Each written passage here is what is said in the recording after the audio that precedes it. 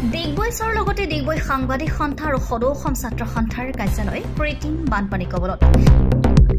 ডিগবৈ সাংবাদিক সন্থা আৰু সদৌ অসম ছাত্ৰ সন্থাৰ কাৰ্যালয় পানীৰে উপচি পৰে কানখানাই ডিগবৈ পৌৰসভা আৰু আইঅচি কৰ্তৃপক্ষৰ ডিগবৈৰ পৰা হাছান আক্তৰ ফৰিদৰ ৰিপৰ্ট আছাম লাইভ 7 এটা কথা যে সামান্য এজাক বৰষুণত ডিগবৈ নিচিনা এখন ঐতিহাসিক চহৰ পানীত ডুব যোৱা এটা ঘটনা আজি পৰিলক্ষিত হৈছে আগতো পৰিলক্ষিত হৈছে আৰু এটা কথা আমি সকলোৱে জানো যে ডিগবৈ যিখন চহৰখন এখন সৰু চহৰ ঐতিহাসিক চহৰ আৰু এই চহৰখনৰ অধিকাংশ অংশ ভাৰতীয় তেল নিগম অসম তেল সংমণ্ডল ডিগবৈৰ দ্বাৰা পৰিচালিত হয় তেওঁলোকৰ এলেকাধীন আৰু এই ক্ষেত্ৰত আমি ছাত্ৰ সন্থাই আগতেও কৈছোঁ যে আপোনালোকে এই ক্ষেত্ৰত বাট পথ আৰু নলা নৰ্দমাসমূহ আপোনালোকে ভালদৰে বৈজ্ঞানিক ভিত্তিত নিৰ্মাণ কৰক আৰু এই ক্ষেত্ৰত তেওঁলোকে সম্পূৰ্ণৰূপে আওকাণ কৰিছে আৰু এই